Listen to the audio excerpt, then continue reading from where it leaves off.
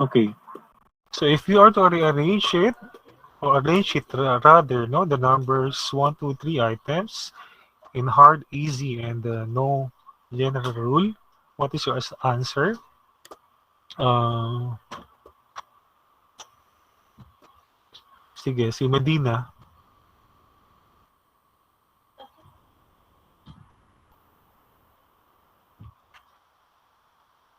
What is your assignment? Okay, if we're to arrange that, what page is that again? Page 8, no? Okay. Ano sagot ulit ni Medina? Elena? 312 po. 3, 1, 2. Very good. 3 seems to be difficult. Easy. Okay, it's easy, sorry. And then 1 is difficult or hard. And then, okay, sige, let's find out, no? Okay, if I'm going to have number 1, it's really madugo. Okay. So this one, no? Notice I gave that to you in your lesson 1. Okay. But first, you have to actually check the sequence, no? Name it a sequence, but not arithmetic right away. You just check, no? Okay, check first, no? What is the criteria again? That it is arithmetic sequence. There must be difference that is common to two terms, no? Consecutive. Itong dalawa, either these two, either those. Okay, if one there is actually not giving you that difference that you need, okay, do not continue anymore. That is not arithmetic. You're wasting your time, okay? So for this one, the difference will be 0.5, no? 0.75 minus 0.25. Okay? And then, I'll use this formula. Please memorize that. Okay? 0.25 is your A1. That's first term. N minus 1. Okay? You do not, okay, that n there must not be eradicated. Okay? You do not replace n by a value. No, because you are actually creating a formula for you. Out of this formula, you are to create a formula. This is your formula. For that, what? Sequence, no? You are creating a formula for that sequence. Okay? Where do you use that? Where do you use that? Of course, in generating. What's next after 2.25? Up to, and can be the 10th or the 20th of this sequence. What is the value, no? You can use that. Okay, but that is the good thing about it. Okay? Hindi mo pwedeng How many minutes are you going to actually take the value of the 20th or the 30th of this sequence, no? If you are not to use this formula. Okay? Okay, let's go. So n minus 1, preserve that. But the difference of every two consecutive terms there is 0.5. Now you do have a problem, no? Again, the distributive property here. Okay, it's 0.5 times n, negative 1 times 0.5. For the others, na baka busit na sila sa boses ni Sir. Okay, kasi paulit-ulit na lang, no? Okay, let's go. 0.5 n minus 0.5. Okay. 0.5 and 0.20 or 0.5 and 0.5 n cannot be added or subtracted to each other. Why? They are not like terms. Ito po ay may n. Ito ay walang n. Ito ay may n. Ito ay walang. These have n variable. These does not have n. Okay, they are not. You cannot add that. No? Okay, you go back to your algebra. Okay, next. 0.5 minus 0.5 will give you actually 0.25. We're talking about cents. Am I making sense? Baka hindi nyo pa alam mag-deduct ng 0.5. Naku, malintikan tayo dito, no? Okay? Your parents that is rich cannot give you business. No? Cannot entrust you any business. Cannot own any business from your parents if they're rich. Okay, and then next. Okay, zero point 0.5 and minus 0.25 is my general term, general formula. Okay? Okay, yan na po siya. Naintindihan. Okay? And then if you substitute now here, okay, sige, for instance, you are to get in this sequence, what is the value of the 30th? Sige nga, everyone. 30th term. Go. Bilisan natin. 9 minutes na lang. 30th. 30th. Ako ay nagsusolve din. 0.5 times 30. Okay. So you substitute now your 8. Subscript of 30 here, and then your 30th should be, or the 30 number should be replaced with that n. Okay? What is the value? Sige, go.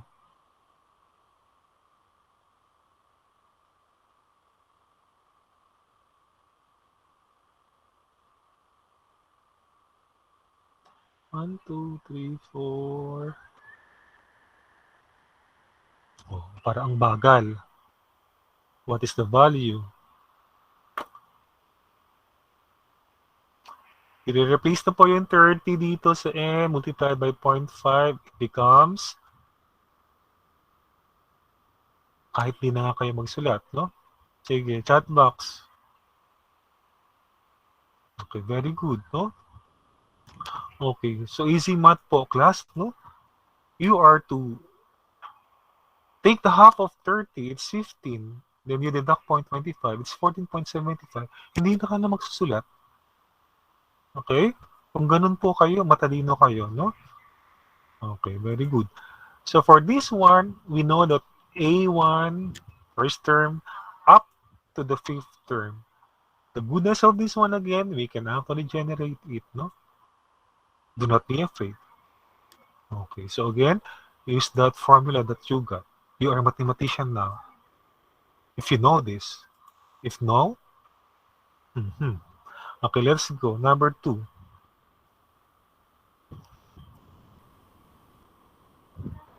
Okay, so for number 2, it's easy, no? We have this sequence. Okay, deal with the difference. Difference is giving me this. They are not common, no? They are not the same, actually. Okay, in between 0.01 and 0.1, it's giving me this. This one for this 2, right? And then so on. So I will not deal this anymore. Okay, it ain't, okay, arithmetic. It is not arithmetic. Okay, that's why your general rule for our present lesson, you do not refer to the past lesson. Though if you want to actually have a rule for that, I do not know, no? I will be amazed by you if you can actually have the general rule for that, no? Okay, it's decimal number. So for this one, arithmetic, no? Sequence general rule does not apply. Next, this is easy, no? 5n. Okay, sige, 5n. Paano? Okay, yung iba hindi ko maintindihan kung paano gagawa, no? Okay.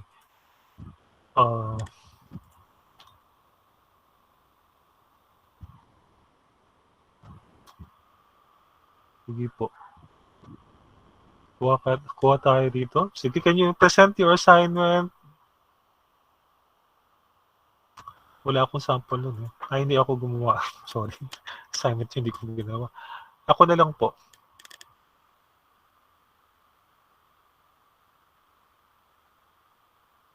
Ay, sorry.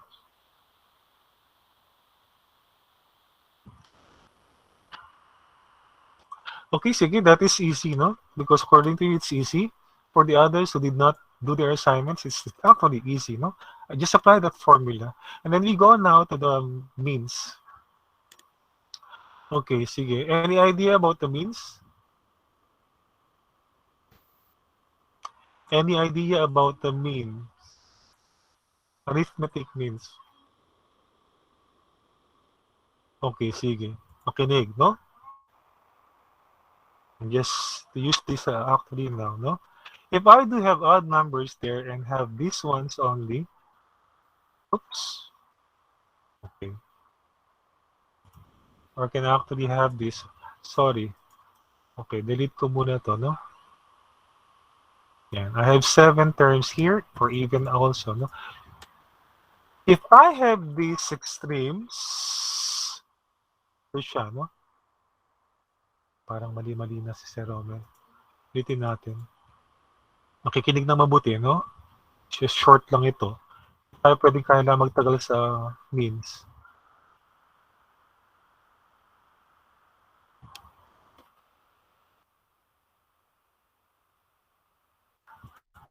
Okay, I'm removing the formula.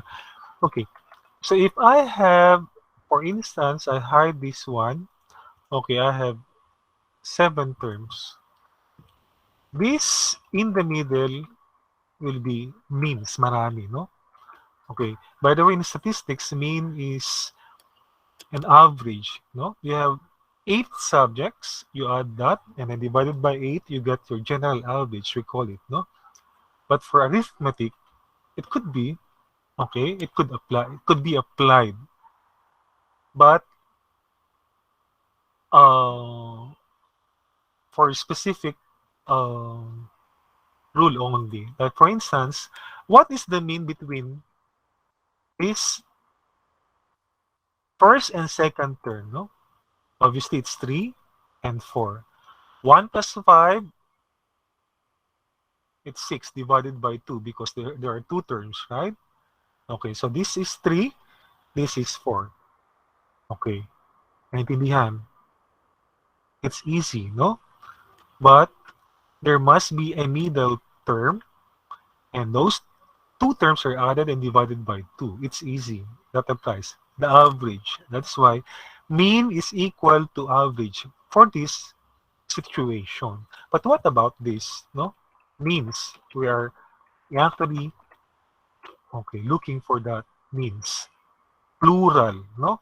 How do you look for it? Okay? So watch the videos, huh? Okay.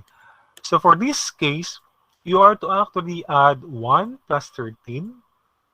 It's 14 divided by 2. It's here now, right? Okay. Why middle? 2 plus 14, it is but 16, right? Okay, not 16, but I have to actually divide 16. It becomes 8. Did you get it? Okay. That applies for it, no? Extremes, extremes. And then, there must be 2 means here, blank, no? You can find this. Okay, it is the average of the 2. Okay, but for the case of this, okay, for this case, can you actually determine the middle in here? No, you cannot. Why? Because there are 3, 4, there are 6, no? In between is 7 and 9. You cannot say that 7 and 9 divided by 2 is the term, no? The middle term of this sequence. No, it's not. It's not. You cannot do that. That is why average here does not work. It does not work. Okay? Is it clear? That is why what we're going to actually do. Okay. Find out the difference, no? There might be clue that for certain situations, it gives you a clue that the difference is, for instance, for this one, it's 1, no? For instance, for this one, oops. Okay. For this one, balik tayo doon. Medyo magulo si Sir Romel ngayon, no? Pero galit kasi yung mga assignment nyo, hindi gumagawa ng assignment. Okay, sige. Tama na yan. Okay, let's go here, no? So for this one, sometimes a situation like this will help you, no? This one is a situation where it is really an arithmetic, okay? But there's a difference between these two, no? It's but 2. Okay, 15 minus 13, get the difference. And then what you're going to actually do is just to add this, no? Difference to that 1 equals plus 2. Okay. And then get the formula. If you know now how much, Excel is, no? I do not care if you are to like it and explore more about adding and subtracting and everything, the formula for Excel, no? Very good kayo doon. Okay. So, it means to say that I could add the difference between 15 and 13 to that one and actually have this means, no? Okay. Means of what? Means of 1 and 13. See? Okay. Again, a while ago, given is, okay, given is just the 13 and 15. Okay, there's a lot of situations will be there, no? The textbooks, since 31 na, you find out, no? You find out. And that formula also, that third formula, that A sub of n is equal to A1 plus parenthesis n minus 1, n minus 1 over d. I will not discuss anymore. You are too big to be telling which examples should be for you, no? Simple examples in the textbooks must be loved by you, but you should be challenged by those hard examples in the textbook, no? Try to actually go and go and go until you can find the answers or analyze the solutions there. Ganun po siya. There are a lot of situations actually. So I'll leave you this again for the middle or the mean. Okay? Sige. Deal with variables.